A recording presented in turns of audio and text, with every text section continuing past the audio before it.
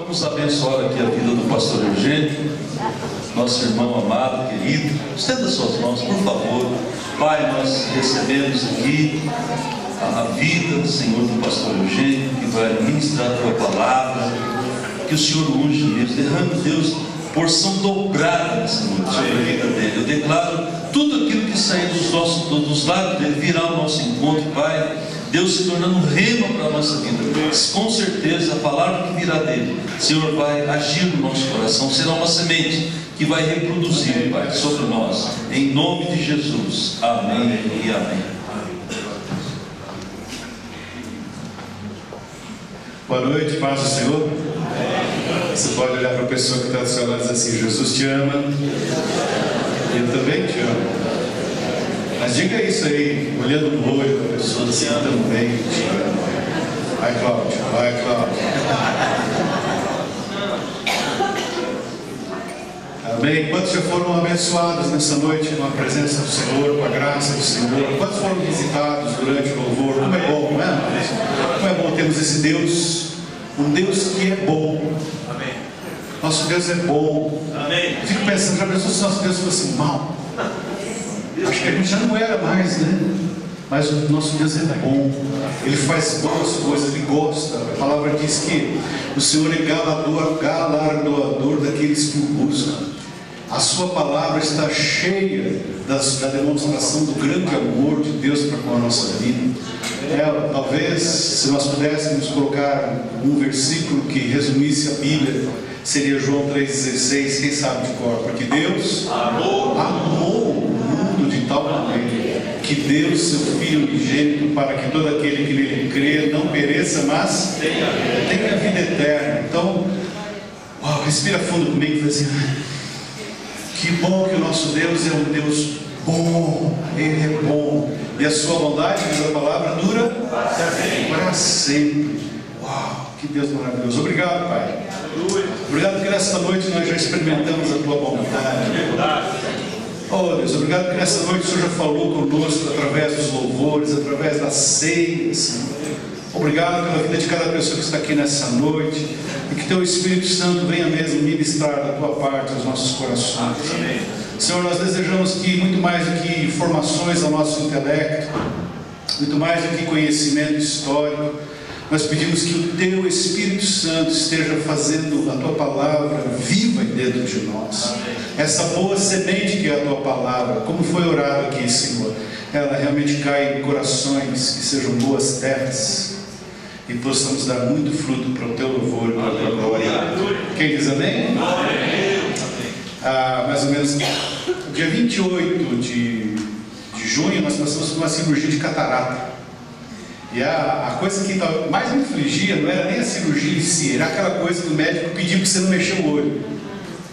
Imagino, né? Aquelas coisas chegando perto do seu olho assim, e o médico dizendo: não mexa o olho. Eu falei: mas como não mexe o olho? Isso me apavorava mais, né? Alguém chegando. Você já experimentou? Uma coisa assim, né? Mas aí tem um negócio chamado anestesia, que é uma benção, né? Aí eles colocaram aquele campo cirúrgico assim, e tal, e fizeram anestésico e pingaram algumas coisas no meu olho que eu não via nada. Os médicos mexendo no seu olho e você não vendo eles mexendo. Olha que bênção! Aleluia! Que coisa! Isso o céu deve ser uma coisa parecida com isso. E aí foi tudo muito bem, fizemos na Unicamp. Foi um grande bênção. Quero agradecer a você que orou, você que soube e esteve orando. Então, de tal maneira que eu estou quase enxergando todo mundo aqui. Ó, que legal. Quem é você mesmo?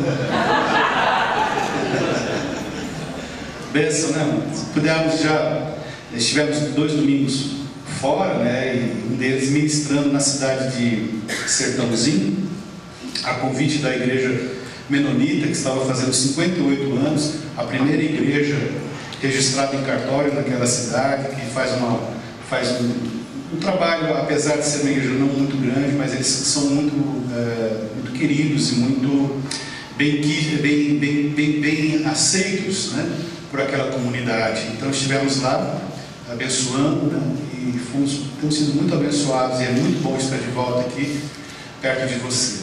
Amém? Quantos querem ouvir a palavra do Senhor nessa noite? Eu queria te convidar a abrir a palavra do Senhor lá no livro de Apocalipse, capítulo 2.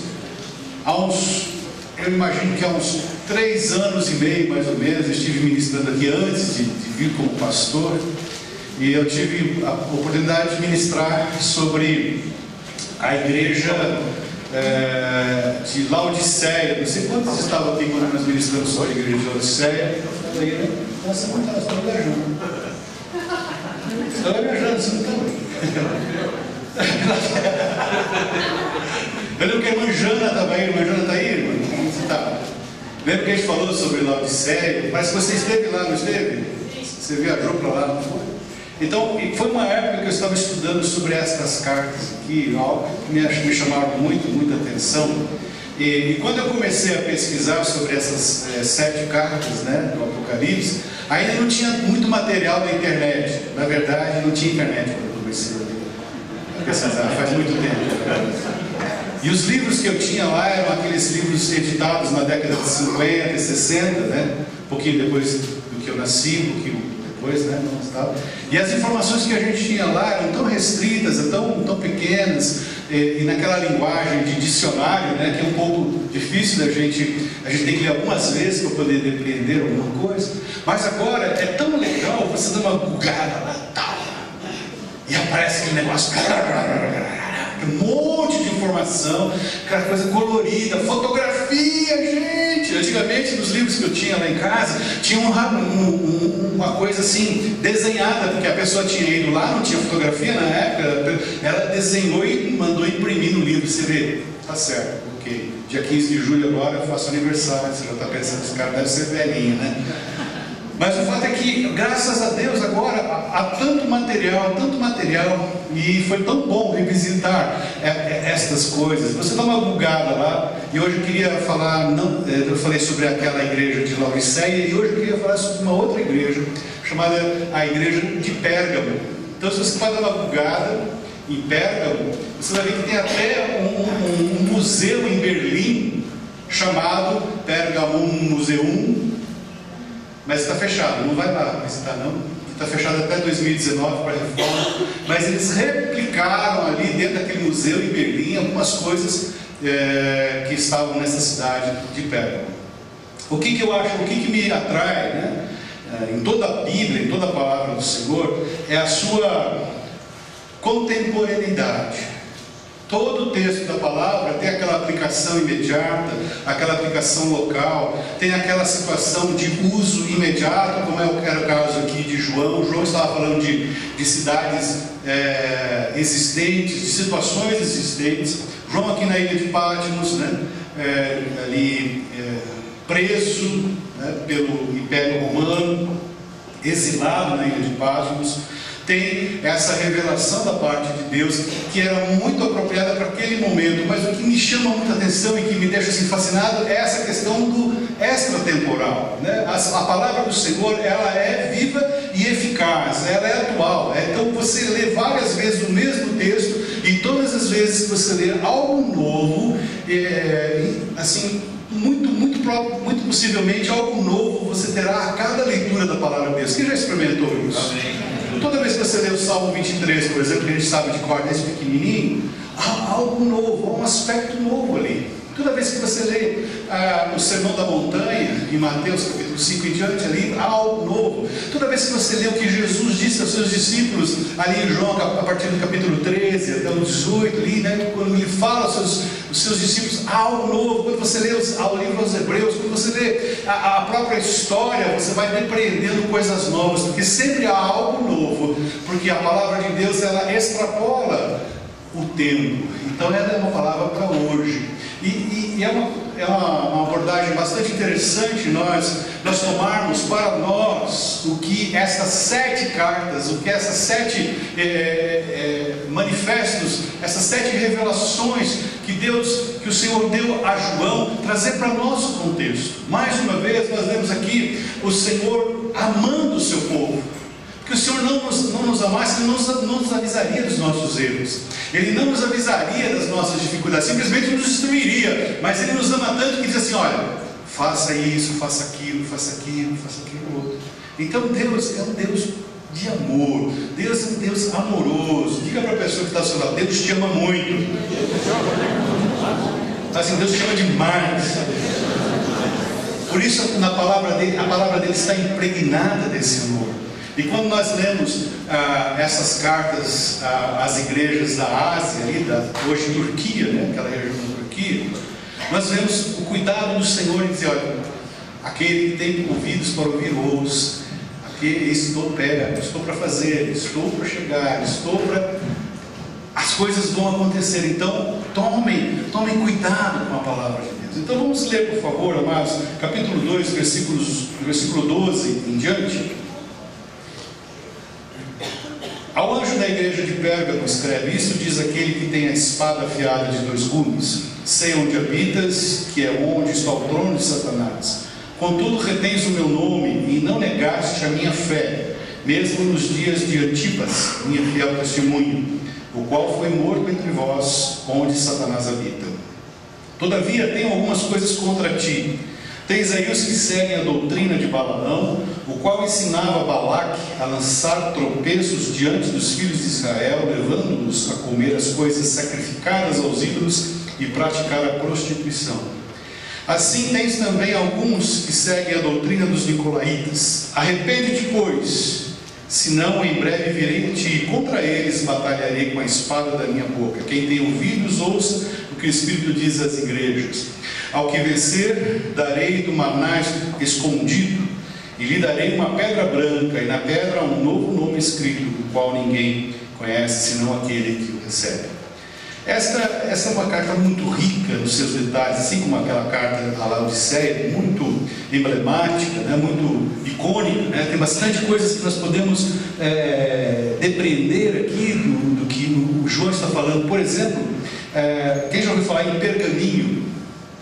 Pergaminho, né, é tirado da pele de animais, em geral de caprinos e ovelhas, para se fazer algo para se escrever. Então essa cidade, a cidade de Pérgamo, ela celebrizou o pergaminho. O pergaminho ficou importante por causa dessa cidade, de onde partiam esses documentos, esses papéis, entre aspas, vamos chamar assim, né? Esses objetos onde poderia se escrever. Então, o pergaminho vem de Pérgamo.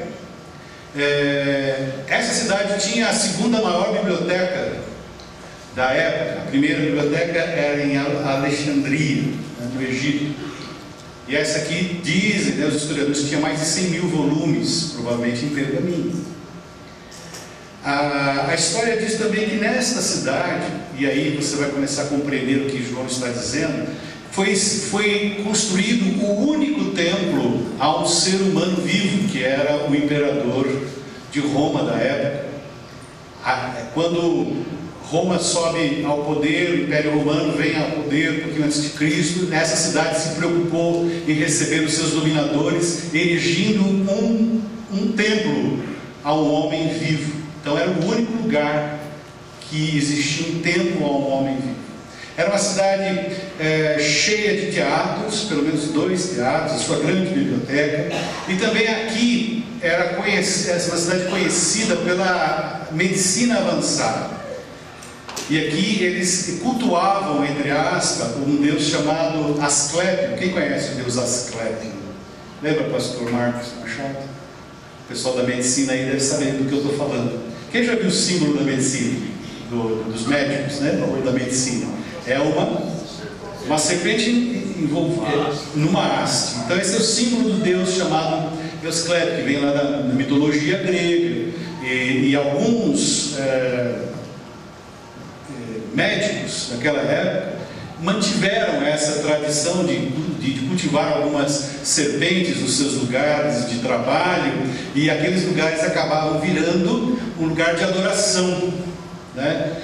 Tem pouco a ver com a questão da serpente e diabo, mas obviamente o diabo vai querer fazer alguma coisa a respeito disso, né? Ele vai querer capitalizar em cima desse negócio, já que ele é a serpente, mas tem mais a ver com a história grega, né, de que o o veneno da cobra pode curar e pode também salvar, então nós temos soro antiofídico, coisas, mais ou menos algumas coisas nesse sentido. O fato é que os médicos da época eram chamados servos de Eusclépio. Não é um nome legal para se colocar nas pessoas. Não esquece. Aí é interessante, porque aí o Senhor fala algumas coisas sobre o lugar onde habita Satanás, provavelmente se referindo muito mais à questão do templo erigido ali, erguido ao imperador romano, do que essa situação. Mas o fato é que alguns historiadores dizem que nessa cidade, na cidade de Pérgamo, havia ali, como ela é construída acima de uma colina, havia diversos nichos cavocados naquela montanha onde se faziam adoração aos deuses pagãos.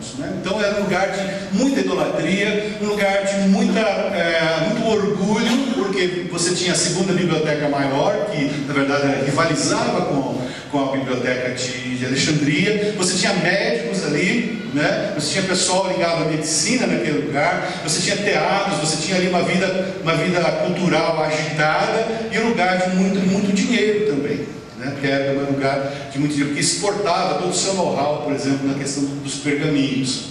Aí o Senhor, né, através de João, está falando aqui na sua carta, né, versículo 13: sei onde habitas, que é onde está o trono de Satanás, contudo retens o meu nome, e não negaste a minha fé, mesmo nos dias de Antipas. Eu fui pesquisar quem foi esse Antipas, e a tradição diz que ele era um cristão que não aceitou adorar ao imperador romano, e isso custou a sua vida, e ele foi morto de uma maneira cercada de requintes de crueldade. Diz a tradição que ele foi fritado. Aqueceram lá um tacho de bronze e jogaram a Antipas vivo naquele lugar. Então ele foi morto naquele lugar. E aqui eu queria fazer a primeira parada da nossa reflexão. Estive vendo também, quantos aqui sabiam que por volta do ano de 1540, mais ou menos, aqui no estado do Rio de Janeiro, na época, era a Baía da Guanabara, alguns cristãos perderam a vida? Quantos sabiam dessa história? Na época do Villegagnon. É muito interessante, porque quando a França invadiu, entre aspas, né, o Rio de Janeiro, vieram lá trouxeram com eles alguns cristãos. Mas aí houve um problema muito sério, e eles foram obrigados, 5 homens, na verdade. Você pode visitar isso na página da Faculdade Mackenzie, ali, a história do protestantismo, né, no Brasil. Aliás, é interessante, né? Alguns anos atrás nós éramos chamados de protestantes. Depois nós viramos os crentes. Recentemente somos chamados de evangélicos. Agora nós somos gospel. Quem sabe Deus está pedindo para a gente voltar a ser protestante, né? Porque na história do nosso país nós temos pelo menos 3 mártires, foram condenados à forca. 4 deles morreram, na verdade, porque professavam o nome de Jesus Cristo. Isso por volta dos anos de 1540. Depois teve um hiato muito grande do evangelho protestante do nosso país. Por volta dos anos 1800 começaram então a chegar as denominações no Brasil e tal. O que eu queria fazer a primeira parada aqui, o que essa carta nos diz? Aqui fala desse Antipas, que vivia num mundo que cobrava dele uma certa postura que fosse coerente com aquele momento, e nada mais bacana do que você se ajoelhar diante da estátua do imperador, no templo do imperador, né? Como o pastor muito bem falou sobre Sadraque, Mesaque e Abednego, eles poderiam ter ajoelhado ali diante da estátua do Nabucodonosor. Nós estamos ajoelhados só por fora, por dentro nós não estamos não, né? Mas eles não ajoelharam mesmo. Antipas também não se ajoelhou diante da estátua, ou diante do trono lá do imperador. E isso custou a vida dele. Nos anos 1500 e pouco nós tivemos cristãos aqui que deram suas vidas porque não abriam mão do senhorio de Jesus nas suas vidas. Eu pergunto para mim, em primeiro lugar, será que até onde eu estou disposto a levar a minha fé? Até onde eu estou disposto a caminhar no nome de Jesus? Nós temos lido recentemente, internet tem falado sobre cristãos sendo assassinados, né? Isso é assassinato, né? É assassinato, porque não arregam o pé da sua fé. Amados, nós estamos vivendo um tempo de muita graça na presença do Senhor. Apesar das dificuldades que o nosso país tem, ainda nós podemos nos reunir aqui de portas abertas, podemos nos reunir em qualquer lugar, podemos ir até para uma praça e dizer o que nós cremos. Isso é garantido pela nossa Constituição. E muitas vezes nós não estamos valorizando essa liberdade que nós temos de amar e de falar do Senhor, e estamos muito mais preocupados com a nossa própria vida, e deixamos até de olhar para o quadro que está aqui do nosso lado, que fala de uma vida, aquela vida pela qual você está orando. Eu tenho pego a mim mesmo, olhando muito mais para as minhas próprias necessidades. É interessante isso, né? Quando o Senhor fala, ó, tá vendo, está acontecendo isso, mas você é o primeiro da fila. Eu sou o primeiro da fila. Senhor, me ajuda, Senhor. Me ajuda, Senhor, na minha incredulidade. Me ajuda na minha falta de fé. Me ajuda, Senhor, às vezes na superficialidade da minha vida cristã. Às vezes nós estamos tendo o evangelho para manutenção. Aquele evangelho que dá para o gasto. Sapeca uma oraçãozinha na hora do almoço, sapeca uma oraçãozinha dentro do carro, e acha que isso vai resultar em fruto mais para frente. Não é verdade, amados. Nós temos que louvar o Senhor, né? Por favor, não receba isso como algo rude da minha parte, né? Porque o Deus nos ama, Ele está nos avisando, pessoal, a coisa pode ficar muito mais séria do que ela está. As coisas mudam muito rapidamente nesses dias. É verdade que nós temos uma Constituição, é verdade que nós temos aí instituições muito bem fundamentadas, mas também é verdade que há muita maldade rondando os governos. Quantos percebem essa palavra? Quem pode dizer? Aqui o Senhor está falando de Antipas. Aí ele vai dizer que eu tenho contra vocês duas coisas. A primeira coisa é que vocês aí suportam aqueles que falam, vamos ver o texto, né? Todavia tem algumas coisas contra ti. Tens aí os que seguem a doutrina de Balaão, o qual ensinava Balaque a lançar tropeços diante dos filhos de Israel, levando-os a comer as coisas sacrificadas aos ídolos e praticar a prostituição. Assim também tem alguns que seguem a doutrina dos nicolaítas. Então, a história de Balaão você pode ler lá no livro de Números, a partir do capítulo 30, 29, até o 31 fala dele, no livro de Números. O que me chama muita atenção é que esse homem, ele não era nem hebreu, Balaão, e ele ficou famoso. Quem lembra o episódio que deixou ele famoso? Quem lembra qual foi o episódio? Que a mula falou. Mas olha, a coisa é tão diferente que não foi a mula só que falou, ele conversou com a mula. Ele trocou uma ideia com a mula. Teve um diálogo ali. Olha como que você vai ver a história, que só a mula falar, tá bom, mas a mula pergunta e ele responde. Muito legal isso. A mula pergunta e ele responde. Aí a mula replica, né? É muito interessante. Eu comecei a dar risada quando eu li isso. Falei, uau, a mula falar é um grande milagre, mas o cara trocar uma ideia com ela, isso é demais, é muito legal. Quem era Balaão? Balaão era alguém que tinha alguma intimidade com Deus. Em momento algum, fala que ele não aconteciam as coisas que ele falava. Ele era um profeta poderoso. Foi contratado pelo rei inimigo de Israel para amaldiçoar aquele povo. Mas o Senhor dizia para Balaão, não faça desse jeito. Você vai fazer exatamente do jeito que eu falar para você. Então, ao invés de amaldiçoar, ele abençoava. E falava para aquele que o contratou, dizendo assim, toma cuidado com você que vai entrar na fria. Porém, o que aconteceu? Chegaram no valor de Balaão. Chegaram nos valores de Balaão e abriram. E daí Balaão falou assim, eu não posso dizer, não posso proferir nada contra esse povo, mas posso ensinar os inimigos como derrotá-los. Então o que fez? Ele disse, então você faz o seguinte, você manda as mulheres lá para o acampamento, e as mulheres levam os seus ídolos, e atraem os homens. E foi exatamente o que aconteceu, né? O povo de Israel acabou pecando, lá no Peor, adulterando diante do Senhor e inclinando-se diante dos deuses dos Moabitas. Quem são os que seguem a doutrina de Balaão? São aqueles que não falam exatamente contra o povo de Deus, mas querem subverter o povo de Deus aos interesses de um comércio, aos interesses do pecado, cheios do diabo. Então há um mercado hoje, desculpem aí dizer isso, um mercado chamado gospel, que quer dizer assim, você tem que consumir, você tem que entrar e o pior de tudo, você tem que contextualizar-se. Há um perigo nisso.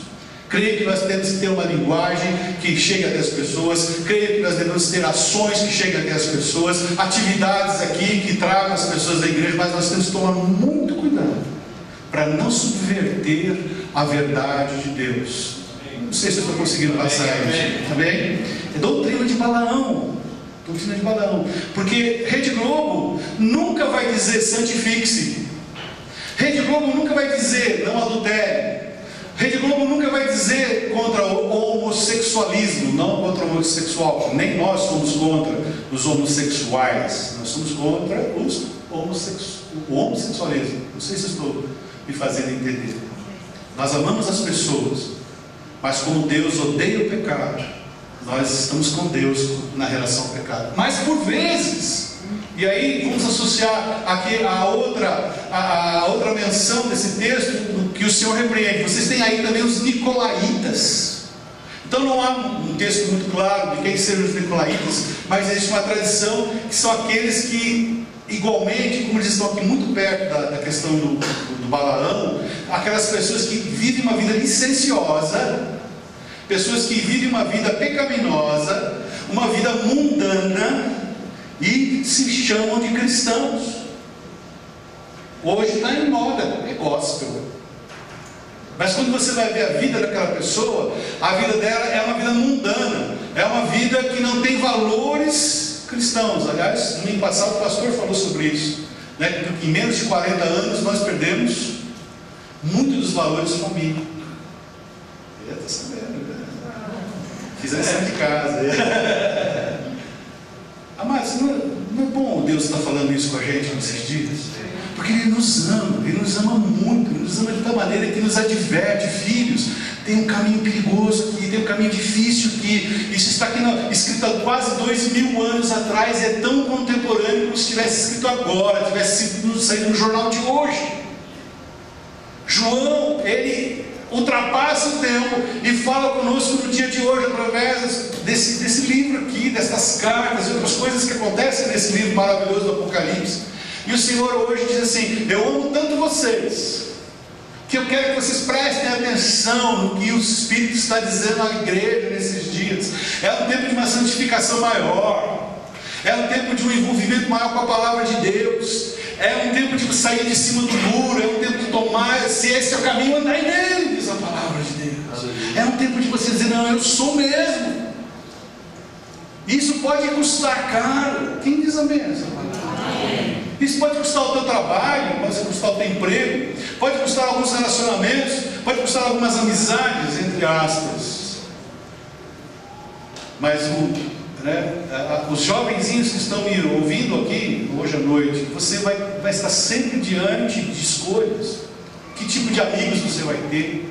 Que tipo de pessoas você vai querer andar ao lado delas? São pessoas que você pode influenciar, ou você é influenciado por essas pessoas. Você vai ter que tomar algumas decisões muito importantes na sua vida. Ou se santifica, ou se lambuza com o que o mundo tem para oferecer. Quem diz amém? Então nós aqui, que já caminhamos um pouquinho, que podemos olhar para trás do ponto de vista positivo dessa olhada para trás, não aquele saudosismo, que nós não temos saudade nenhuma do nosso passado. Tem uma diz aí, uma música que diz que eu quero de volta o que é dele. Eu não quero não. Não quero de volta nada. Não, Senhor, mas não quero de volta, não, eu quero ir para frente, eu quero ir para frente. É claro que eu estou aqui dando a minha interpretação da música. Música não quer dizer isso, tá, pessoal? Mas Não sei se eu estou conseguindo passar para você. O Senhor está nos colocando num molde que fala, é a igreja que eu venho buscar, é aquela igreja perfeita, sem mancha, sem ruga, aquela igreja que realmente é minha igreja. Igreja significa chamado para fora, né? Chamado para fora de alguma coisa. Somos chamados para fora justamente de tudo isso que esse mundo quer nos dar. Amados, não estou dizendo aqui para você ter uma vida isolada. Não estou dizendo aqui para nós formarmos condomínios de crentes. Esse negócio é furado. Estou dizendo para que nós devemos cada vez mais melhorar a nossa vida de adoração, nossa vida de leitura da palavra, nossa vida de testemunho, nossa vida de integridade, nossa vida de devocional diante de Deus, a nossa participação uns para com os outros, a nossa vida de testemunho para com uma vida, a nossa mão estendida para com uma vida, estarmos transbordantes da presença do Senhor de tal maneira que você tenha muito mais do que para você mesmo, que parece que a nossa grande preocupação é termos para nós.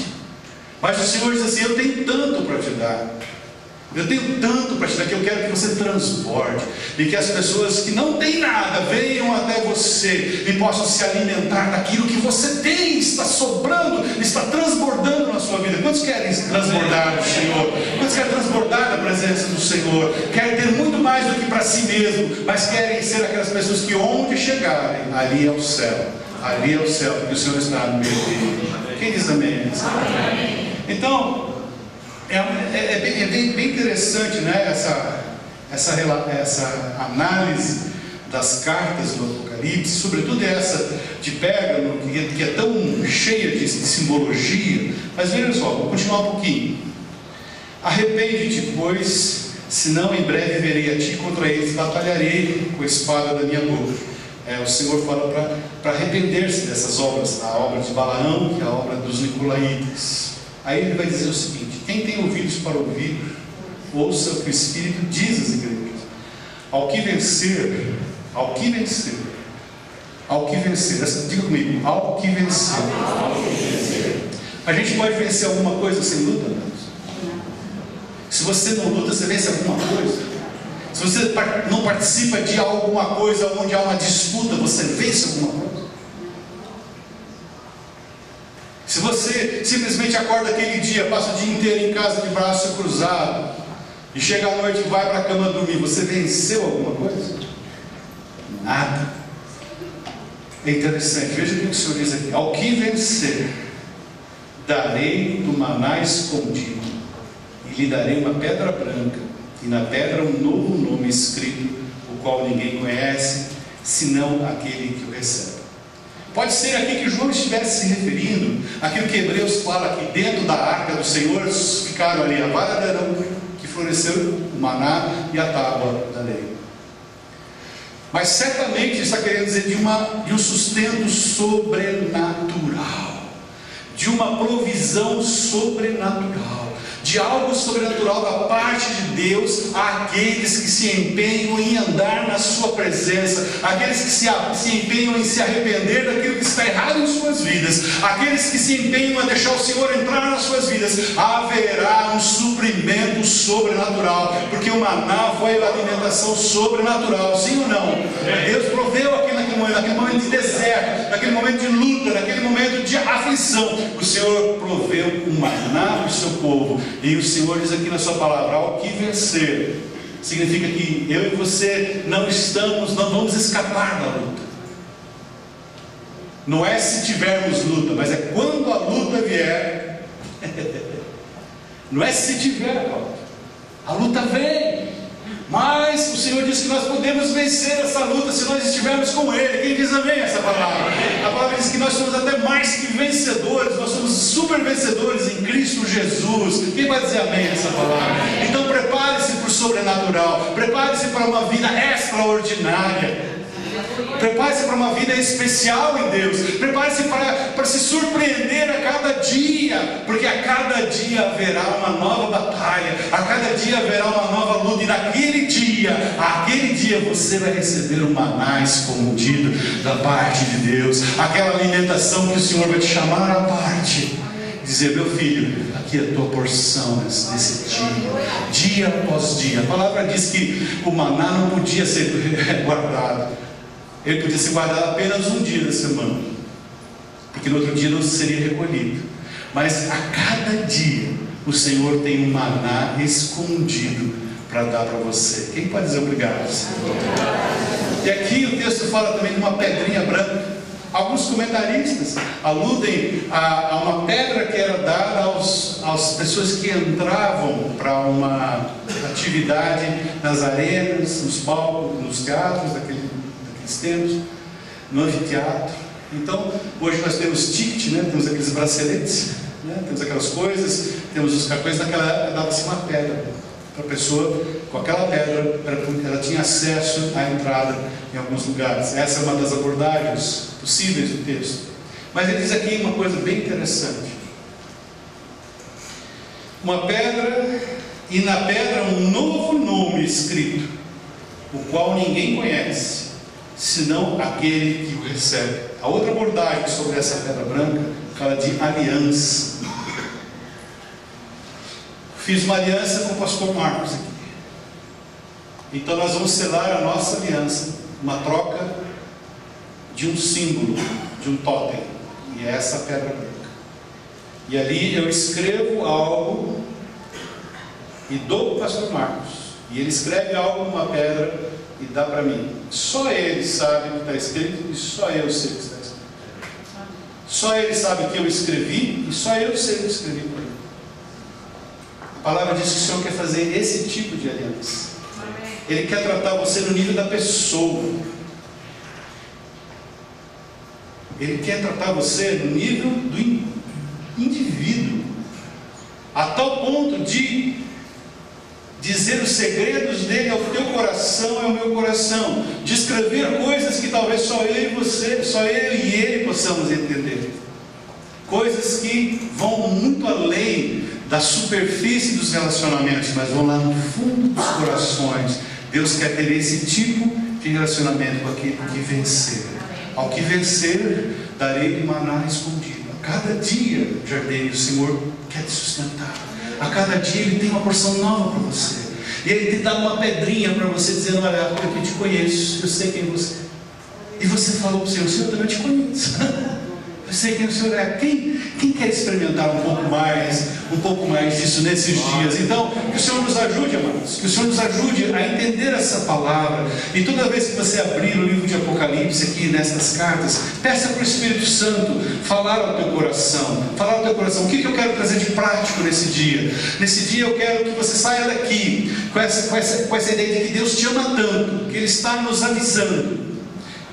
Que nós precisamos tomar algumas atitudes práticas da nossa vida, deixar o conselho de Balaão, deixar a doutrina de Balaão, deixar o conselho dos nicolaítas, e sermos como Antipas, aquele homem que pagou com a própria vida o crer em Jesus, fazer as escolhas certas, e que nós possamos resistir e sermos mais que vencedor. Você quer sair daqui com essa palavra no seu coração?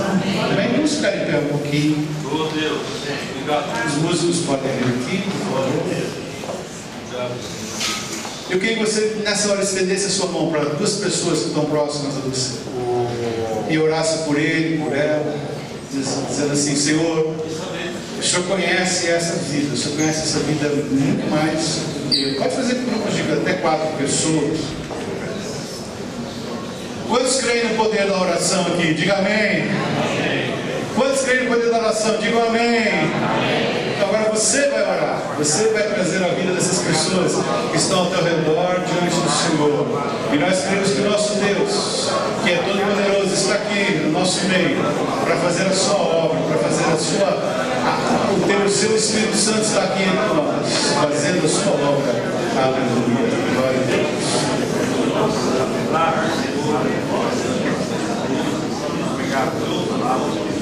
Bendito é o nome do Senhor.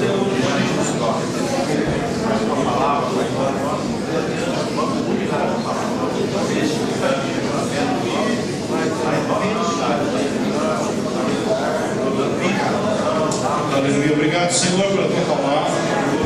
Espírito Santo, eu te peço que o Senhor complete a sua obra, Senhor, nos nossos corações. Senhor, para que não fique só no nível do intelecto, Senhor, mas que desça aos nossos corações a tua palavra, Senhor. Produz as transformações que nós muito precisamos.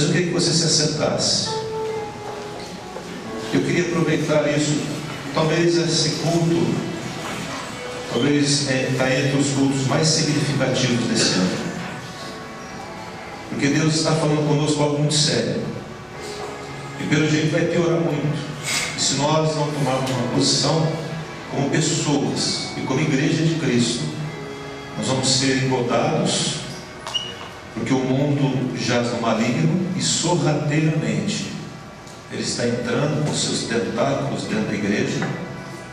Já disse semana passada, o governo está pondo a mão dentro da nossa casa. Estou falando aqui um posicionamento anti-governo, estou dizendo que isso não pode acontecer. Quem manda nos nossos lares somos nós. Amém? Não? Amém. E é inviolável.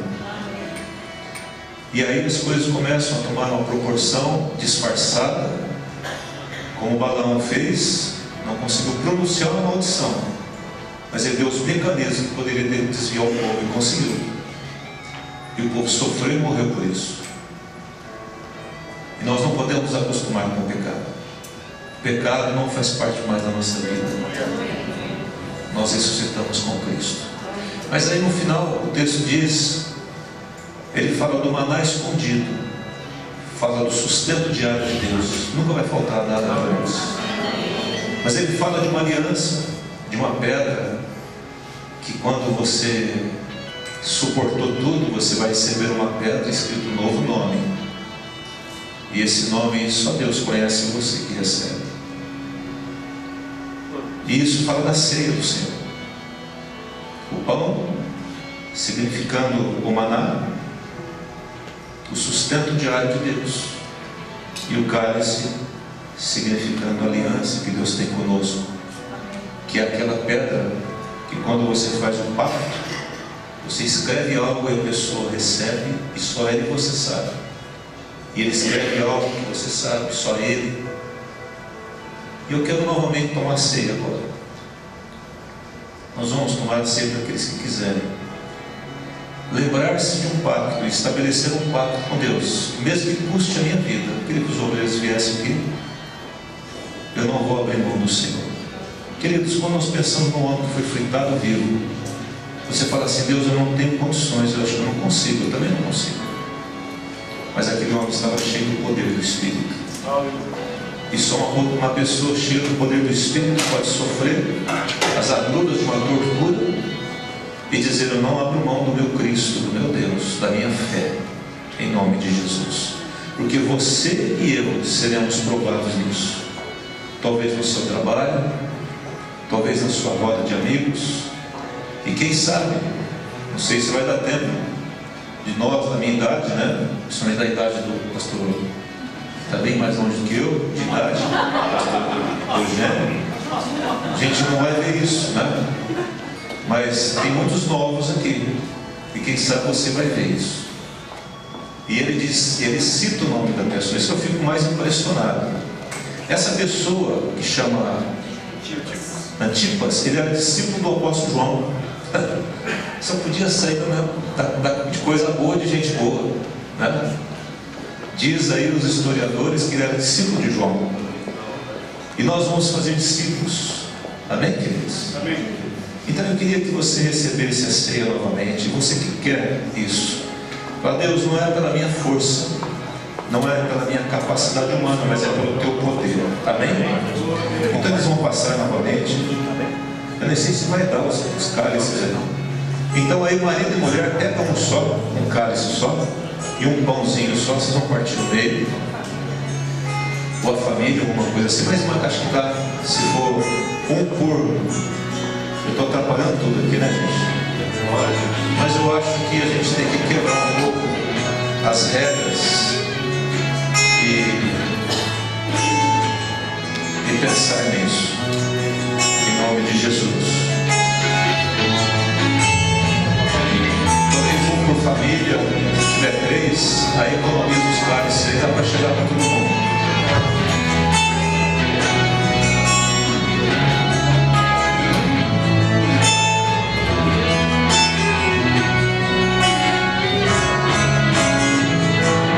Oh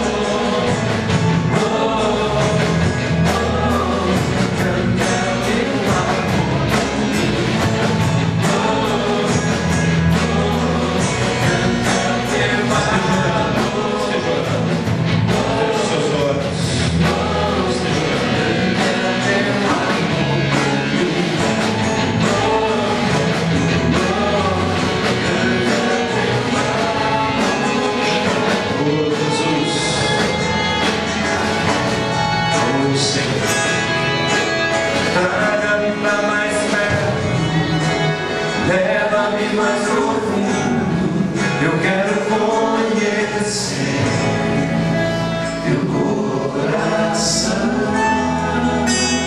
Amor é tão mais doce, tudo que já provei, eu quero conhecer teu coração. Traga-me pra mais perto, leva-me mais profundo, eu quero conhecer teu coração. Amor é tão mais doce, tudo que já provei, eu quero conhecer teu coração. Pra mais perto, leva-me mais profundo, eu quero conhecer teu coração. Teu amor é tão mais doce, tudo que já provei, Terminou? quero conhecer. Estou entendendo. Alguém ficou sem? Alguém ficou sem pegar? Pronto, o cálice. Quem sabe multiplicou aí, né? Isso é uma multiplicação de cálice de pão hoje. Amém? Feche seus olhos agora. Você tem nas suas mãos o pão. E eu quero simbolizar aqui o maná escondido. Em nome de Jesus. E você tem um cálice, que significa o cálice da nova aliança. Então pense nesse maná escondido. E esse maná que sustenta, que renova, que cai do céu pela manhã, através da palavra, através de um irmão, de uma irmã. O cálice que significa o sangue de Cristo, mas é o sangue de uma aliança eterna. E pense comigo assim, seja qual for a situação que eu vá enfrentar, eu sei que o Espírito Santo de Deus vai me capacitar a vencer. Não importa o que vai custar, o importante é que eu não vou voltar atrás. Peça perdão a Deus se por algum motivo ou outro você acabou desonrando a Deus em algum momento. Talvez no seu namoro, talvez no seu relacionamento, talvez na empresa, ou em qualquer outro lugar que você tenha estado. Peça que o Espírito Santo agora venha, que o sangue de Jesus te purifique e você reafirme a sua aliança com Deus, e de que você depende do alimento do céu. Então diga: Senhor, eu dependo do Senhor, eu tenho uma aliança contigo, e não importa o que eu passe nesse mundo, eu jamais vou abandonar o Senhor, porque o teu Espírito Santo me capacita nisso. Não é pelo meu mérito, não é pelas minhas forças, mas é pelo teu poder e pela tua graça.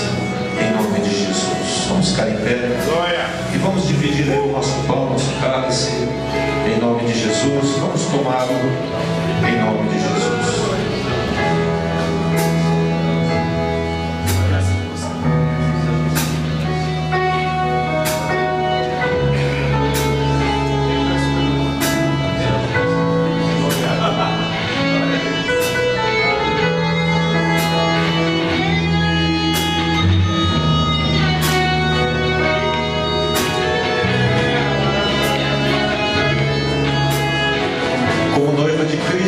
Como igreja de Jesus, nós vamos fazer diferença no mundo que estamos. Não vamos nos curvar da doutrina dos nicolaítas e nem vamos seguir as orientações de Balaão. Nós caminharemos firmes segundo a tua palavra. Abençoa cada lar aqui presente, cada pai, cada mãe e os filhos. Declaramos lares como embaixadas do Senhor nessa terra, como igreja, como uma voz profética do Senhor nessa terra, nessa cidade, região, a nossa nação e nas nações. Que a graça do Senhor Jesus, o amor de Deus Pai, a comunhão do Espírito Santo, Deus Filho, vivo seja contigo todos os dias, em nome de Jesus.